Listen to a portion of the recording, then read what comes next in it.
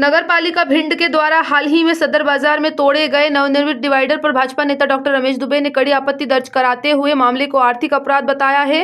Doctor Dubey ने नगर पालिका प्रशासन को पत्र जारी कर कहा है कि पहले तो समाज सेवियों एवं जनता की मांग को मद्देनजर रखते हुए सदर बाजार में बीचों बीच डिवाइडर को आवश्यकता से अधिक चौड़ा कर शौचालय आदि का निर्माण कराया गया, क्योंकि शौचालयों की महत्ती आवश्यकता थी, लेकिन उसके क्रियान्वयन में भविष्य में आवागमन में खड़ी होने वाली समस्याओं के प्रति दूरदर्शिता नहीं अपनाई गई।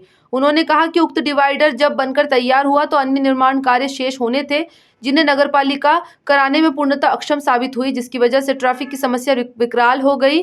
फिर अपनी गलती को छिपाने के लिए रातों रात उक्त डिवाइडर का बड़ा हिस्सा ध्वस्त कर दिया गया और रात में ही मलबा उठवाकर फेंक दिया गया।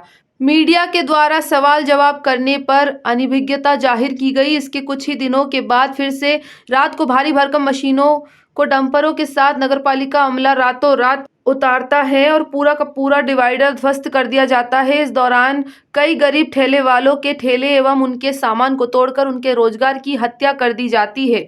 डॉक्टर दुबे ने कड़ी आपत्ति दर्ज कराते हुए नगरपालिका प्रशासन से कहा कि बिना किसी ठोस परिकल्पना के पहले से तो डिवाइडर बनाया गया और इसके बाद उसे तोड़ा गया, जिसकी वजह से जनता को काफी परेशानी का सामना करना पड़ा और जनता के पैसे की सरासर बर्बादी हुई। उक्त मामले में परोक्ष एवं अपरोक्ष रूप से कतिपय लोगों को लाभ देने का संशय स्पष्ट प्रतीत होता है। उक्त मामला विशुद्ध आर्थिक अपराध की श्रेणी में आता है। डॉक्टर दुबे ने कहा है कि उक्त मामले में हुई घोर अनियमितता को मद्देनजर रखते हुए आपने क्या क्या कदम उठाए एवं किन किन लोगों पर क्या क्या कार्रवाई प्रस्तावित करना अपेक्षित है, यह भी स्पष्ट करें। हम आंख मूंदकर ये सब होते नहीं देख सकते, अन्यथा हमारे जनसेवा का लक्ष्य ही क्या शेष रहेगा। उक्त मामले की गंभीरता को समझते हुए पूर्ण स्पष्टवादिता के साथ संपूर्ण कार्रवाई का ब्यौरा समक्ष रखा जाए। भिंड में जो परेड चौराहे से लेकर गोल मार्केट तक डिवाइडर बनाए गए थे, चौड़े चौड़े डिवाइडर बनाए गए थे और शौचालय उसमें बनाए गए थे। उस समय भी भिंड की जनता के मन में ये आ रहा था कि आखिर ये किसके आदेश पर और इसका किस उपयोग के लिए ये बनाए जा रहे हैं। उसमें एक बड़ी राशि नगरपालिका प्रशासन की खर्च हुई थी, मध्य प्रदेश शासन की राशि खर्च हुई थी, लेकिन फिर उसके बाद सोचा शायद कोई नई प्लानिंग होगी, लेकिन अभी कुछ दिनों पहले फिर उनको बिना किसी और योजनाबद्ध जानकारी दिए हुए भिंड शहर को उनको फिर से तोड़ दिया गया।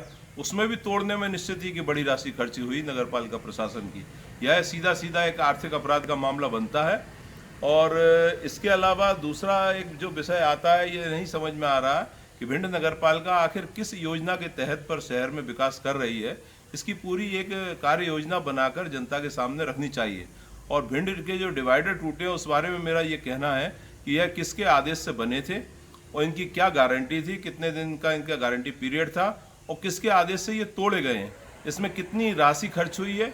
और अगर यह राशि जो खर्च हुई है और उसका कहीं से कोई वापसी नहीं हो रही है तो निश्चित यह आर्थिक अपराध का मामला है। इसमें किन अधिकारियों को दोषी पाया गया है या पाया जाना चाहिए, इसकी जांच होनी चाहिए और सख्त कार्रवाई होनी चाहिए, क्योंकि यह मामला सीधा सीधा आर्थिक अपराध का मामला बनता है। भिंड से श्याम सुंदर उपाध्याय की रिपोर्ट।